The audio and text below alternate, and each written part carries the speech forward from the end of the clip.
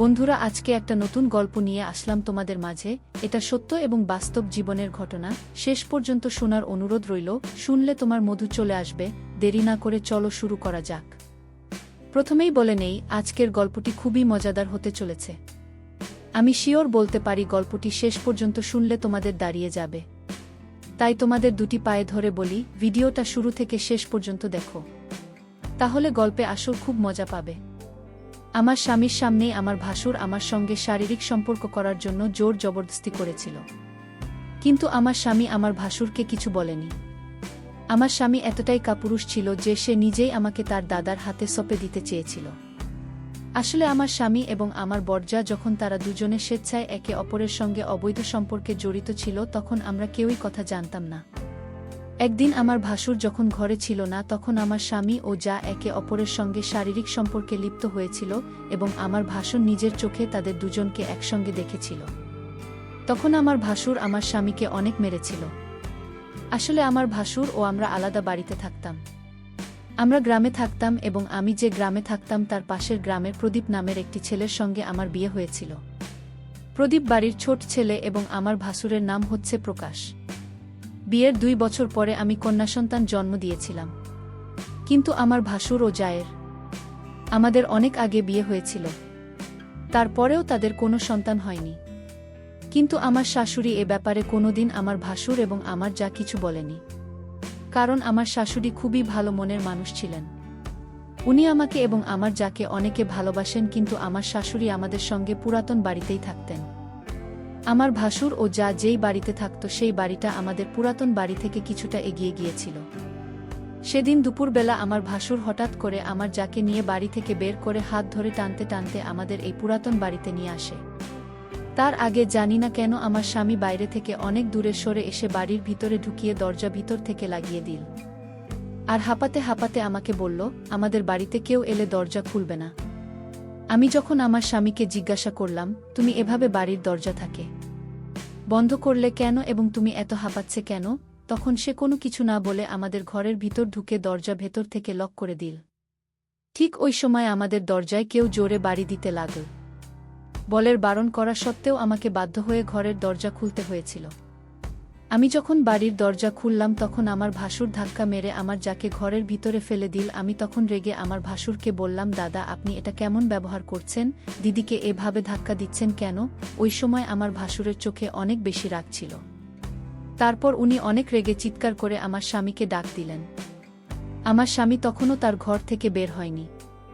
তখন আমি ভাসুরকে জিজ্ঞাসা করলাম, কি হয়েছে, আমাকে কেউ কিছু বলবে? আমার ভাসুর তখন রেগে আমার রুমের দরজা ভেঙে দিয়ে আমার বরের কলার ধরে ঘর থেকে বের করে তাকে জোরে ধাক্কা দিয়ে বলল, তোমার স্বামী আমার বউ, এরা দুজন মিলে আমাকে ঠকিয়েছে। একে তো আমার ভাই বলতে ঘেন্না হচ্ছে। একে আমি আজ প্রাণে মেরে ফেলব, আর আমি একে ছাড়ব না। সাহস কি করে হলো আমার বউয়ের সঙ্গে অবৈধ সম্পর্ক করার? সবকিছু শোনার পরে আমি তো মাথায় হাত দিয়ে বসে পড়েছিলাম। কারণ স্বপ্নেও ভাবতে পারেনি আমার স্বামী এরকম একটা নোংরা কাজ করবে, তাও আবার তার নিজের বৌদির সঙ্গে। তারপর আমার স্বামী নিজের ভুল বুঝতে পেরে আমার ভাসুরকে বলল, দাদা আমি ভুল করেছি, আমাকে ক্ষমা করে দাও। আমার ভাসুর তখন বলল, তোর এটা ভুল না, অনেক বড় অপরাধ করেছিস, আর এটার শাস্তি তো পেতেই হবে। তাই আমি এক্ষুনি পঞ্চায়েতে যাব, আর তোর ব্যাপারে সব সত্যি কথা বলে দেব।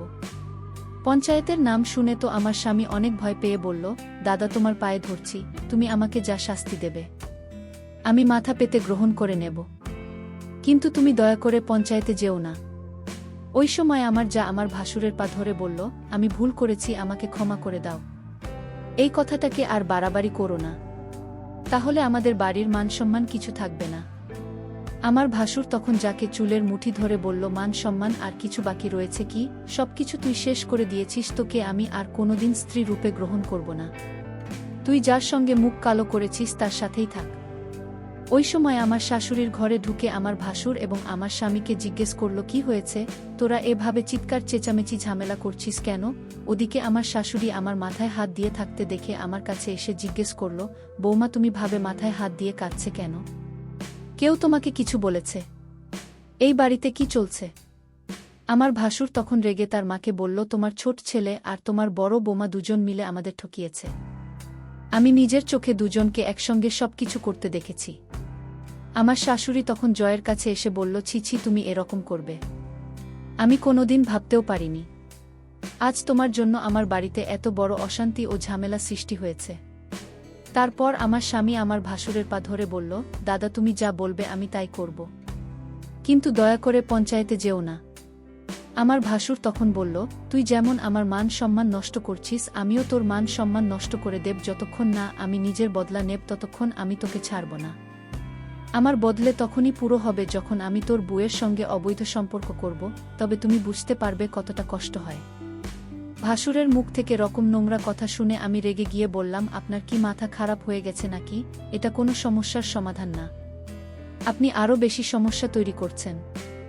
আর আপনি আমার ভাসুর হয়ে রকম অশ্লীল কথা কিভাবে বলতে পারলেন? আমার স্বামী তখন আমার কাছে এসে বলল, দাদা যেটা বলছে তোমাকে সেটা করতেই হবে, নইলে দাদা যদি পঞ্চায়েতের কাছে চলে যায় তাহলে আমাদের কি ক্ষতি হবে সেটা তুমি খুব ভালোভাবে জান। ওই সময় আমার শাশুড়ি বললেন, কি তোরা আমার ছেলে, তোদের মতো ছেলে হওয়ার থেকে আমি বোদ্ধা হলেই ভালো হতো, ভালোই হয়েছে। তোর বাবা এই পৃথিবীতে নেই, না হলে তোদের কুকর্ম দেখে জ্যান্ত লাশ হয়ে যেত। আমি তখন বললাম, যতই যাই হয়ে যাক না কেন আমি নিজের মান সম্মান নষ্ট করব না, তাতে আমার ভাসুর যেখানে যাবে যাক না কেন, কিন্তু আমি নিজের মান সম্মান নষ্ট করব না। তার থেকে ভালো তো আমি নিজের জীবন ত্যাগ করব, কিন্তু তোমাদের মতো অশ্লীল কর্ম আমি মরে গেলেও করব না। আমার ভাসুর তখন বলের কাছে এসে বলল, তুই নিজের বুকে ভালোভাবে বুঝিয়ে দে, না হলে আমি কিন্তু এক্ষুনি পঞ্চায়েতের কাছে যাব। আমার স্বামী তখন বলল, তোমাকে আমার দাদার কথা মানতেই হবে। আমি তখন রেগে আমার বরের গালে একটা থাপ্পড় মেরে বললাম, পাপ করেছ তুমি, আর শাস্তি পাব আমি। তোমার চরিত্রে দাগ আছে, কিন্তু আমি কোনোদিন আমার চরিত্রে দাগ লাগাতে দেব না। তাতে আমাকে যা করতে হয় আমি করব। আর তোমার মতো কাপুরুষের সঙ্গে আমার সংসার করা আর না করার সমান। তুমি কেমন স্বামী, নিজের স্ত্রীর মান সম্মান অন্য কারো হাতে তুলে দিতে চাইছ? ভগবান না করে তোমার মতো স্বামী আর অন্য কোনো মেয়ের কপালে যেন না জোটে। আমি তখন আমার জায়ের কাছে গিয়ে বললাম, শুধুমাত্র তোমার জন্য আজকে আমাদের বাড়িতে এত বড় অশান্তির সৃষ্টি হয়েছে। তোমাদের ভুলের জন্য আজ আমার মান সম্মান নিয়ে লোকে খেলতে চাইছে। তোমার এমন কি বাধ্যতা ছিল যার জন্য তুমি এত বড় একটা নোংরা কাজ করলে? এই দুনিয়াতে কি তুমি আমার স্বামীকে ছাড়া অন্য কাউকে পেলেন না নিজের চাহিদা পূরণ করার জন্য? তোমাকে আমি যতটা ভালো ভেবেছিলাম তুমি তার চাইতে অনেক বেশি নোংরা। আমার যা একটা কোণায় দাঁড়িয়ে চোখের জল ফেলে যাচ্ছিল। তারপর আমি যখন কোনো মতে আমার ভাসুর এবং বলের কথা মানতে রাজি হয়নি, এবং আমার শাশুড়ি যখন আমার সপক্ষে ছিলেন, যখন এই কাজটা করতে বাধা দিলেন নিজের ছেলেদের, যখন আমার বড় ভাসুর জোর জবরদস্তি আমার শাশুড়ি ও আমার মেয়েকে একটা ঘরের মধ্যে বন্ধ করে দেয়, তারপরে আমার স্বামী আমার ভাসুরকে বলল, মাকে তো ঘরের মধ্যে বন্ধ করে দিলাম, এবার আমার বউয়ের সঙ্গে তোমার যা করার আছে তুমি করতে পারো।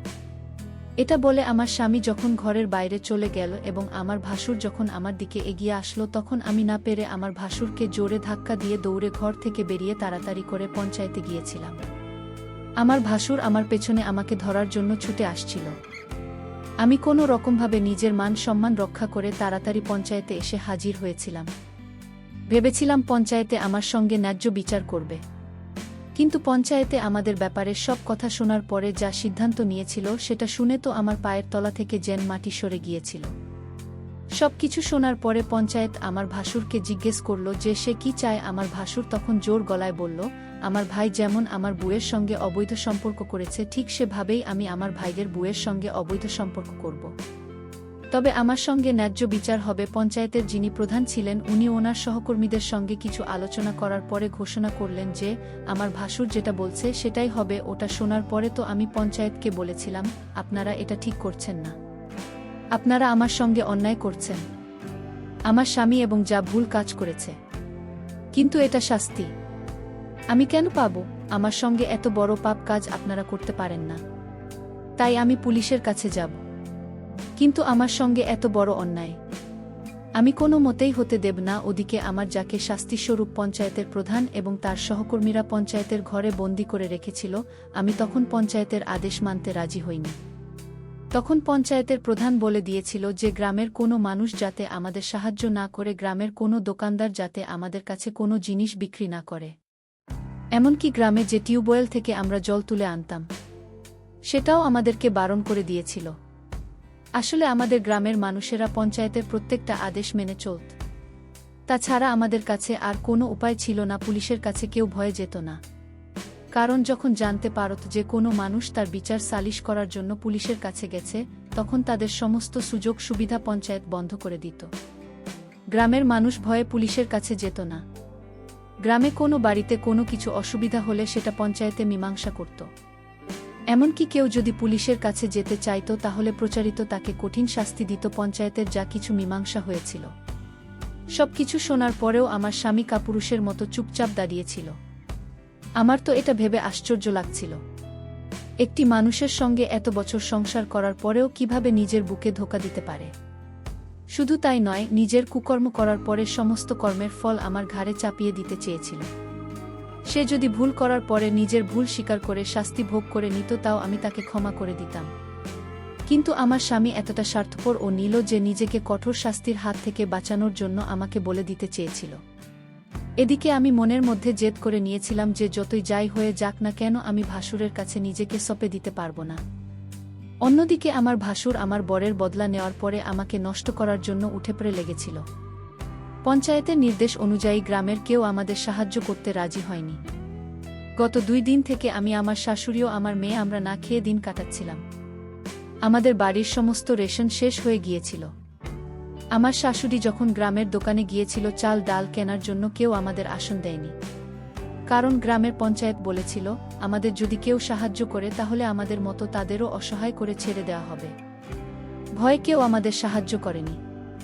আমার 4 বছরের ছোট্ট মেয়েটা না খেয়ে দিন কাটাচ্ছিল। ওদিকে আমার স্বামী শাশুড়ির ভয়ে বাড়ি ফেরেনি। সেদিন সন্ধেবেলা আমাদের বাড়ির দরজায় যখন কেউ ডাক দিয়েছিল, তখন দরজা খুলে দেখলাম আমার স্বামী বাইরে দাঁড়িয়ে আছে। তাকে দেখে তো আমার পুরো শরীর আগে জ্বলছিল। সে তখন আমার হাত ধরে বলল, দয়া করে তুমি পঞ্চায়েতের কথা মেনে নাও এবং আমার দাদার সঙ্গে সম্পর্ক করে নাও, তাহলে সবকিছু ঠিক হয়ে যাবে। আবার সবকিছু আগের মতোই হয়ে যাবে। তাহলে আমাদের না খেয়ে মরতে হবে না, আমার মেয়েটার কষ্ট হবে না। আমি তখন বরের হাত থেকে নিজের হাতটা ছাড়িয়ে দিয়ে বললাম, খবরদার আমাকে ছোঁয়ার চেষ্টা করবে না। আজ তোমার পাপের ভাগী আমরা সবাই হয়ে গিয়েছি। আর তোমার জন্য আমার মেয়েটা কষ্ট পাচ্ছে, কি ঘৃণা হচ্ছে আমার তোমাকে দেখে।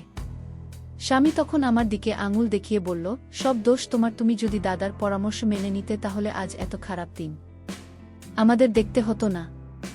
আমি তখন স্বামীকে বললাম, তুমি কি ধরনের স্বামী যে কোনো রকম দ্বিধাবোধ ছাড়াই নিজের স্ত্রীকে নিজের দাদার কাছে বিক্রি করে দিতে চাইছে? প্রত্যেকটা স্বামীর কর্তব্য হচ্ছে তার স্ত্রীর মান সম্মান রক্ষা করা। কিন্তু তুমি এতটা নির্দয়, নিষ্ঠুর, নির্লজ্জ যে আমার মান সম্মান নিজের হাতে নষ্ট করার জন্য উঠে পড়ে লেগেছে। আমি তোমাকে কোনোদিন ক্ষমা করতে পারবো না। তুমি আমার চোখের সামনে থেকে দূর হয়ে যাও, নইলে আমি থাকা মেরে তোমাকে বাড়ি থেকে বের করে দেব। ওই সময় আমার শাশুড়ি ঘর থেকে বেরিয়ে এসে তার ছেলেকে দেখে অনেক রেগে যায়। ভিতর থেকে একটা লাঠি এনে বলল, বেরিয়ে যা এখান থেকে, নইলে লাঠি দিয়ে মেরে মেরে তোর পিঠের ছাল তুলে দেব। বেরিয়ে যা আমার চোখের সামনে থেকে, আমি তোদের মুখ দেখতে চাই না। ওই কথাটা বলে আমার শাশুড়ি আমার স্বামীকে ঘর থেকে বের করে দিয়ে ভিতর থেকে দরজা লক করে আমাকে জড়িয়ে ধরে কাঁদতে শুরু করল। আমার মাথায় হাত বুলিয়ে বলল, আমি যতদিন বেঁচে আছি তোমার সঙ্গে অন্যায় হতে দেব না। আমি তোমার নিজের মা নাও হতে পারি, কিন্তু আমি তোমার শাশুড়ি মা। তোমার জায়গায় যদি আমার মেয়ে হতো তাহলে আমি এইভাবেই রক্ষা করতাম। তুমি আমার নিজের মেয়ে না হলেও তুমি তো অন্য কারো মেয়ে। তুমি একদম চিন্তা করো না। এই বলে আমার শাশুড়ি নিজে হাত থেকে লাঠিটা ফেলে দিয়ে ঘরের ভিতরে চলে গেলেন। আমি তো কিছুই বুঝতে পারছিলাম না এবার আমি কি করব। একবারের জন্য ভেবেছিলাম আমার বাবা মায়ের কাছে আমি চলে যাব, কিন্তু আমার বাবা মা তো নিজেকে খুব অসহায় ছিল। তাদের বয়স হয়েছিল, আমার বাবা মা বৃদ্ধ হওয়ার কারণে কাজ করতে পারত না এবং আমার দাদা তাদের থাকা ও খাওয়ার দায়িত্ব নিয়েছিল। ওই অবস্থায় আমি যদি বাবা মায়ের বাড়ি চলে যেতাম তাহলে হয়তো তাদের উপরে আমি বোঝা হয়ে যেতাম। এই ভেবে আমি বাবা মায়ের কাছে যেতে পারিনি। সেদিন রাতের বেলা আমাদের বাড়িতে কিছু খাবার ছিল না। যেটুকু মুদি রাখা ছিল সেটা 2 জলে ভিজিয়ে আমার মেয়েকে খাইয়ে ঘুম পাড়িয়ে দিয়েছিলাম। এদিকে আমার শাশুড়িও আমি সেদিন রাতে না খেয়েছিলাম। তারপর অর্ধেক রাতে মনে হলো আমাদের দরজায় কেউ যেন বাড়ি দিচ্ছে। তখন মনে হয়েছিল হয়তো আমার স্বামী আবার বাড়ি ফিরে এসেছে। দরজায় শব্দ পেয়ে আমার মেয়ে ও শাশুড়ি উঠে যাবে, এই কথাটা ভেবে আমি তাড়াতাড়ি ঘরের দরজা খুলতেই তাকে দেখে ভয়ে আমার শরীর কেঁপে উঠল। কারণ দরজা খুলতেই দেখলাম আমার ভাসুর দাঁড়িয়ে আছে এবং সে আমাকে দেখে বলল, দেখো তুমি আমার ভাইয়ের বউ। এটা আমি খুব ভালোভাবে জানি, কিন্তু আমার মান সম্মান এবং আমার জীবন নষ্ট করেছে তোমার স্বামী, সেটার বদলা আমি নেব। তাই তোমাকে আমার সঙ্গে রাত কাটাতে হবে, না হলে না খেতে আমাদের সবার নাজেহাল অবস্থা হবে। তোমার মেয়ে না খেতে পেয়ে মারা যাবে। তাই তুমি যদি তোমার মেয়েকে একটু ভালোবাসো তাহলে আমার সঙ্গে রাত কাটানোর জন্য রাজি হয়ে যাও, না হলে আমি তোমার সঙ্গে জোরজবরদস্তি সম্পর্ক করতে বাধ্য হয়ে যাব। আমি ভাসুরকে বললাম, আমার মেয়ের চিন্তা আপনাকে করতে হবে না, আমার মেয়ের জন্য এখনও আমি বেঁচে আছি। ভাসুরের কথা শুনে আমি তাড়াতাড়ি রান্নাঘরের দিকে যাচ্ছিলাম, তখন উনি ছুটতে ছুটতে আমার পেছনে এলেন। আমি বুঝে গিয়েছিলাম উনি আমাকে নষ্ট করবেন এবং আমার জীবনটাকে শেষ করে দেবেন। আমি তাড়াতাড়ি রান্নাঘরে ঢুকে একটা চাকু হাতে নিয়ে বললাম, আপনি যদি ভুল করেও আমাকে ছোঁয়ার চেষ্টা করেন তাহলেই চাকু দিয়ে আপনার গলা কাটতে আমার মনে কোনো ভয় হবে না। আপনি যদি নিজের জীবন বাঁচাতে চান তাহলে এক্ষুনি ঘর থেকে বেরিয়ে চলে যান, না হলে এই চাকু দিয়ে আমি আপনাকে খতম করতে বাধ্য হব। আমার হাতে ছুরি দেখে ভাসুর ভয়ে আমার ঘর থেকে বের হতে বাধ্য হল। তারপর আমি যখন ঘরের দরজা থাকে বন্ধ করে ওখানে বসে হাউ মাউ করে কাঁদতে শুরু করলাম, তখন আমার শাশুড়ি ঘরের ভিতর থেকে বেরিয়ে এসে বলল, কি হয়েছে বৌমা, তুমি এত রাতে এখানে বসে কাঁদছ কেন? কেউ বাড়িতে এসেছিল? আমি তখন শাশুড়ি মাকে বললাম, যাব না তো আর কি করব মা, আমার জীবনে আর কি বাকি রয়ে গেছে? আপনার ছেলে এমন কাজ করেছে যেটার জন্য আমরা সবাই এখন ভুক্তভোগী হয়ে গিয়েছি, আর তার প্রভাব আমার মেয়ের উপর পড়ছে। এখন কত ছোট, এই সব কিছু বোঝে না, আর এভাবে না খেয়ে লুকিয়ে লুকিয়ে কতদিন আমাদের দিন কাটবে, কতদিন আমার ভাসুরের ভয়ে দরজা বন্ধ করে ঘরের ভিতরে থাকব।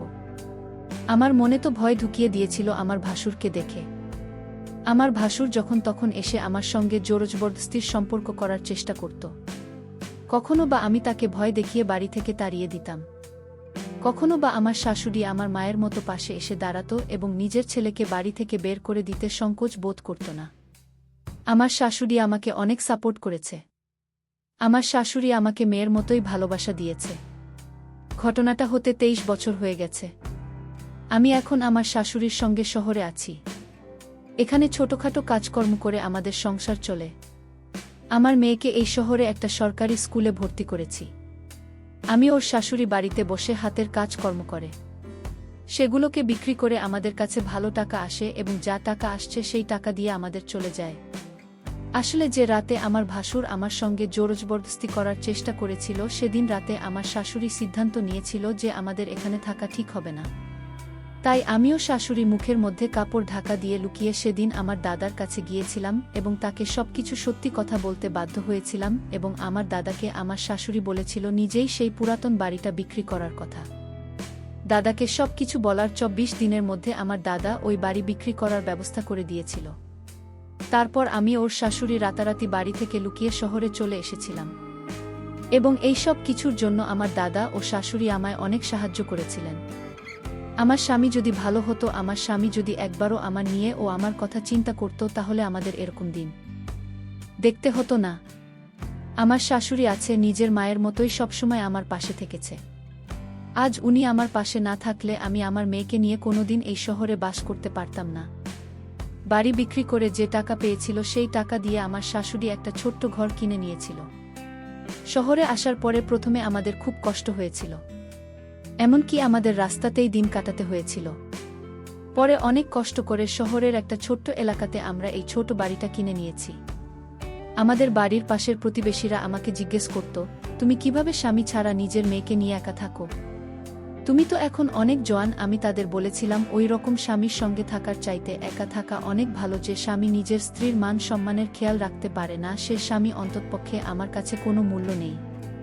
মাঝে মধ্যে আমার দাদা এই শহরে আমার সঙ্গে লুকিয়ে দেখা করতে আসে এবং আমার শ্বশুরবাড়ির লোক এই ব্যাপারে কিছু জানে না। পরে খবর পেয়েছিলাম আমার স্বামী নাকি পাগলের মতো ছেঁড়াফাটা জামাকাপড় পরে গ্রামের রাস্তায় রাস্তায় ঘুরে বেড়ায়, আর আমার ভাসুর আবার তার বউকে নিয়ে দিব্যি সংসার করছে। আমার দাদা বলেছিল আমার স্বামী নাকি বাবার বাড়িতে গিয়ে আমার দাদা ও বাবাকে জিজ্ঞেস করেছিল আমাদের ব্যাপারে, কিন্তু আমার দাদা ও বাবা আমার ও আমার শাশুড়ি ব্যাপারে কিছুই বলেননি। আজ আমার স্বামী নিজের কর্মের ফল ভোগ করছে, সে সব কিছু হারিয়ে পাগল হয়ে রাস্তায় রাস্তায় ঘুরে বেড়াচ্ছে। আমি ভেবে নিয়েছি আর কোনো দিন পিছন দিকে ঘুরে তাকাব না, এবং আমি দাদাকে বলেছিলাম সে যাতে আমার বইয়ের ব্যাপারে আর কোনো দিন কোনো কিছু আমাকে না বলে। ওদিকে আমার শাশুড়ি যখনই তার ছেলের ব্যাপারে শুনত তখন সে লুকিয়ে লুকিয়ে কান্নাকাটি করত, কিন্তু আমার সামনে নিজের কষ্ট ও কান্না প্রকাশ করত না। যতই হোক, উনি তাদের মাথা কষ্ট হওয়াটাই স্বাভাবিক। আমি শাশুড়িকে অনেকবার বলেছিলাম, আপনি চাইলে গ্রামে আপনার ছেলেদের কাছে ফিরে যেতে পারেন, এতে আমার কোনো আপত্তি নেই, কারণ আমি এখানে বাড়িতে বসে হাতের কাজ কর্ম করে বেশ ভালোই টাকা ইনকাম করছিলাম, তাই একা থাকতে আমার কোনো অসুবিধা হবে না। কিন্তু আমার শাশুড়ি আমাদের ছেড়ে যেতে রাজি হননি। উনি বলতেন, এই পৃথিবীতে প্রত্যেকটা মানুষ যেমন কর্ম করবে সে রকমই ফল পাবে, তাই ভাবিয়া করিও কাজ করিয়া ভাবিও না, ভুল কাজের পরিণাম সব সময় খারাপ হয়। এখন আমি আমার শাশুড়ি ও মেয়েকে নিয়ে অনেক ভালো আছি এবং সুখে আছি। বন্ধুরা, আমাদের এই গল্পটি যদি ভালো লেগে থাকে লাইক, কমেন্ট, শেয়ার ও সাবস্ক্রাইব করে আমাদের পাশেই থাকবেন। ধন্যবাদ সবাইকে, ভালো থাকবেন।